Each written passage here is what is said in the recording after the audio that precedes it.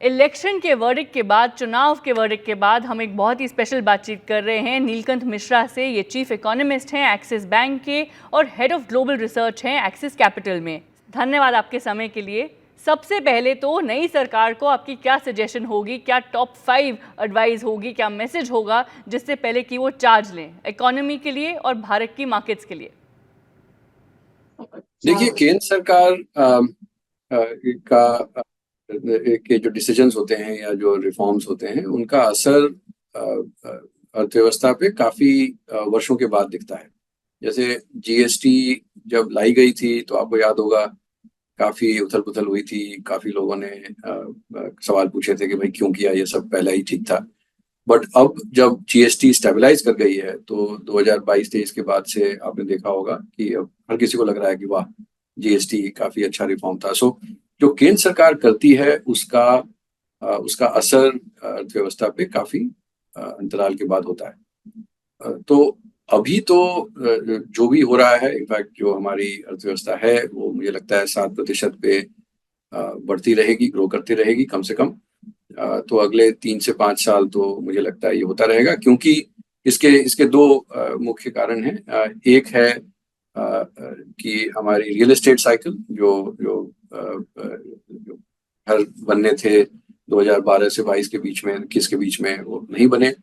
तो अब फाइनली उन पे कंस्ट्रक्शन चालू हुआ है। अब रियल एस्टेट साइकिल घर के दाम अब अफोर्डेबल हुए हैं तो लोग खरीद रहे हैं। अब जब बहुत सारे डेवलपर्स ने घर बेच दिए हैं तो उनको बनाना भी पड़ेगा, तो उससे इकोनॉमी और अर्थव्यवस्था संभलती है, अच्छी ग्रोथ आती है। और मुझे लगता है कि इस कारण से सपोर्ट रहेगा। दूसरी वजह है कि 7-8 साल से हमने पावर जनरेशन कैपेसिटी, इसमें काफी पैसा लगता है, काफी केपेक्स लगता है, ये हमने 7-8 साल से बढ़ाई नहीं है ठीक से। तो अभी अगले 7-8 साल कम से कम हमें काफी इन्वेस्ट करना होगा पावर कैपेसिटी में, और उससे भी मुझे लगता है इकोनॉमी को काफी सपोर्ट मिलेगा। और इसके अलावा काफी सारी चीजें हो रही हैं, जैसे अभी अब आप देखेंगे कि दिल्ली मुंबई एक्सप्रेसवे का कमिश्निंग होगी, बहुत सारे एक्सप्रेसवेज कमीशन हो रहे हैं, काफी रेलवेज में केपेक्स हो रहा है, काफी प्रोडक्टिविटी बढ़ेगी। तो मेरे ख्याल से ग्रोथ 7% के ऊपर होनी चाहिए। जो सरकार की रिफॉर्म्स की प्रोसेस है वो स्लो होगी, इस पे मैं अग्री नहीं करता, क्योंकि ठीक है, थोड़े कंसल्टेशंस करने पड़ेंगे क्योंकि अब ये कोalition गवर्नमेंट है। पर एक बार एक साझा सरकार का जो कोalition गवर्नमेंट का जो ग्रीड कॉन्टूर्स होते हैं कि भाई इनके अंदर हम काम करेंगे, उसके बाद मिनिस्ट्रीज अपने लेवल पे डिसीजंस लेती हैं, मिनिस्टर्स अपने लेवल पे डिसीजन लेते हैं, उसी तरह सरकार चलती है। तो इसमें और जो अभी कोalition पार्टनर्स भी मिलने वाले हैं सरकार को, वो भी ऐसे इररेस्पॉन्सिबल नहीं है कि वो हर जगह पे मतलब आपको पता है, नाम लेने की जरूरत नहीं है। कुछ कोalition पार्टनर्स रहे हैं इन द पास्ट जिनमें जो कि काफी टेम्परामेंटल और अनप्रेडिक्टेबल रहे हैं। एटलीस्ट ऑन इकोनॉमिक इश्यूज मुझे नहीं लगता कि जो भी अभी के कोalition पार्टनर्स हैं उनको केंद्र सरकार के किसी डिसीजंस में ज्यादा अड़चन डालने के कोई फायदा होने वाला है। तो इसलिए मुझे नहीं लगता कि ऐसा कोई कुछ हो सकता है, कुछ मिनिस्ट्रीज में असर पड़े, बट ज्यादा उस पर असर नहीं पड़ेगा। प्रायोरिटीज क्या होनी चाहिए? मुझे लगता है सरकार को इंडस्ट्रियल पॉलिसी एक्शन के बारे में सोचना पड़ेगा, बिकॉज दुनिया भर में अब सभी सरकारें जो हैं वो अपनी इंडस्ट्रीज को बढ़ावा देने के लिए इंडस्ट्रियल पॉलिसी में घुस रही हैं। तो जो फ्री मार्केट्स का दौर था वो अब कुछ हद तक पीछे हट रहा है, तो भारत सरकार को भी करना पड़ेगा। वो करने के लिए काफी मिनिस्ट्रीज को कोलैबोरेट करना होगा, नए स्ट्रक्चर्स क्रिएट करने होंगे। दूसरी जगह जहाँ पे सरकार को मेरे हिसाब से फोकस करना चाहिए वो है अर्बन इंफ्रास्ट्रक्चर, क्योंकि अगर रियल एस्टेट साइकिल को हमें 12, 15, 20 साल चलाना है तो लगातार अर्बन इंफ्रास्ट्रक्चर में इन्वेस्टमेंट चाहिए की जरूरत पड़ेगी। और वो करने के लिए हमें डायरेक्ट फिस्कल चैनल्स क्रिएट करने होंगे कि जो सिटी गवर्नमेंट्स हैं उनको डायरेक्टली पैसा कैसे मिल सकता है और ज्यादा पैसा कैसे मिल सकता है। सो इन सब चीजों पे मुझे लगता है थोड़ा विचार विमर्श करके और क्या बेस्ट चैनल होगा, जीएसटी काउंसिल बेस्ट चैनल होगा, फाइनेंस कमीशन बेस्ट चैनल होगा, या डायरेक्ट फिस्कल एलोकेशन सेंटर से चैनल होगा, इन सब चीजों पे मुझे लगता है डिस्कशन करने की जरूरत है। और टैक्सेशन रिफॉर्म तो आई थिंक काफी और काम करना है। जीएसटी काफी अच्छा रिफॉर्म रहा है, बट अभी भी बहुत सारे रेट्स हैं, उन रेट्स को का नंबर कम करना चाहिए मेरे हिसाब से। थोड़े डायरेक्ट टैक्सेस में काफी अभी भी अब हमारा direct tax to GDP ratio काफी अच्छे से बढ़ रहा है, बट अभी भी जो यूएस में या डेवलप्ड मार्केट्स में है उसका आधे से भी कम है वो रेशियो। तो उसमें काफी अच्छा इंप्रूवमेंट हो सकता है गोइंग फॉरवर्ड। तो मुझे लगता है इन सब फ्रंट्स पे सरकार काम करेगी। आपने पहले कहा है कि भारत में जहाँ तक इनकम और कंजम्पशन की इनइक्वालिटी की जो बात है वो अभी भी रहती है और ये आगे जाके बढ़ भी सकती है। ये आप ही का कोट है। तो अब आपका क्या मानना है कि आगे जाके भारत क्या कर सकता है, क्या पॉलिसीज ला सकता है कि ये इनकम और कंजम्पशन का जो हम इनइक्वालिटी देखते हैं ये कम हो जाए? सबसे बड़ी समस्या है वो कोविड के बाद की, कि जो प्री कोविड पाथ हम कहते हैं कि अगर कोविड ना हुआ होता तो हम कहाँ होते और अभी हम कहाँ हैं, उसमें अभी भी गैप है।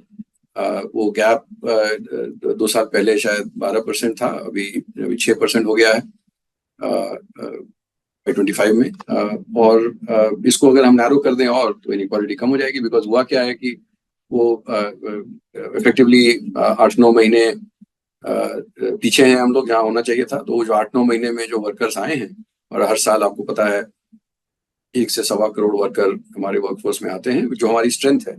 बट अगर आप कोविड के बीच में आपकी इकोनॉमी स्लो हो गई या रुक गई थी, बट वर्कर्स तो आते रहे, क्योंकि जो 21 या 24 साल के जो भी आप वर्कफोर्स ले लें वर्किंग एज, वो तो लोग आते रहे। तो अब अगर लेबर को प्राइसिंग पावर इंप्रूव करनी है तो इकोनॉमी को और ज्यादा जल्दी से तेजी से बढ़ाना पड़ेगा। दूसरी समस्या ये है कि एक स्ट्रक्चरल ट्रांजिशन होता है जब आपके लोग जो हैं वो खेती छोड़ के इंडस्ट्रियल में या सर्विसेज में घुसते हैं। तो ऐसे में जब बहुत बड़ी तादाद में लोग एक इंडस्ट्री की तरफ बढ़ते हैं तो डिमांड सप्लाई का बैलेंस ऐसा होता है कि जो कैपिटल ओनर है उसको वो तो उतना ही है, बट वर्कर ज्यादा आ रहे हैं, तो इसलिए लेबर की प्राइसिंग पावर कम हो जाती है। ये जो है ये समस्या बहुत बड़ी है, गंभीर है। इसको मतलब ऐसी कोई इकोनॉमी नहीं हुई है अभी तक जहाँ पे इस ग्रोथ का असर हायर इनइक्वालिटी में नहीं हुआ, यानी कि इनइक्वालिटी बढ़ती ही है, कुछ हद तक इनएविटेबल है। बट एक अच्छी चीज ये है कि अभी हमारे पास टेक्नोलॉजी है। हम जैसे पेमेंट्स को हमने एक तरह से डेमोक्रेटाइज कर दिया, डिजिटल पेमेंट्स को, कि पहले बड़े बड़े दुकान वाले ही क्रेडिट कार्ड या डिजिटल पेमेंट ले सकते थे और उसका बड़ा कॉस्ट होता था। अभी एकदम जीरो कॉस्ट पे 10 रुपए का आपको अगर फल खरीदना है तो वो भी क्यूआर कोड स्कैन करके हो जाता है। तो टेक्नोलॉजी से आप बहुत सारी प्रोडक्टिविटी एनहांसिंग टूल्स जो हैं वो आप छोटे दुकानदारों को, छोटे बिजनेसेस को, इंडिविजुअल्स को मुहैया करा सकते हैं। तो अगर क्रेडिट और इस तरह की बहुत सारी इनोवेशन हम करते रहे तो जो नेचुरल एडवांटेज होता है बड़ी कंपनीज का, वो हम लोग उसको कम कर सकते हैं और इनइक्वालिटी को बहुत ज्यादा बढ़ने से रोक सकते हैं। तो इन सब चीजों पे मुझे लगता है सरकार भी मेहनत करेगी और शायद इस पे करना भी चाहिए। अब जैसे हम बात कर रहे हैं बजट, जो फुल ईयर बजट है वो काफ़ी दूर नहीं है, तो बजट से आपकी क्या एक्सपेक्टेशंस हैं? बजट मुझे लगता है कि जो वोट ऑन अकाउंट था उसमें सरकार की इंटेंशंस बहुत क्लियर थी और ये सरकार तो वही चल रही है। तो इसलिए बहुत ज़्यादा बदलाव नहीं होने चाहिए। कुछ चीज़ें बदली हैं क्योंकि जो आरबीआई का डिविडेंड था वो करीब 1.25 करोड़ ज़्यादा है जितना बजटेड किया गया था। तो 0.4% ऑफ जीडीपी काफ़ी बड़ा नंबर है। तो मुझे लगता है उसको यूज करके उसका उपयोग करके सरकार वित्तीय घाटा जो है वो 5.1% ऑफ जीडीपी से 4.9% तक ला सकती है। आपको याद होगा कि FY24 जो पिछला वित्तीय वर्ष था उसमें भी रिवाइज्ड एस्टिमेट के कंपैरिजन में जो 5.8% था, फाइनल डेफिसिट जो है 5.6 आया।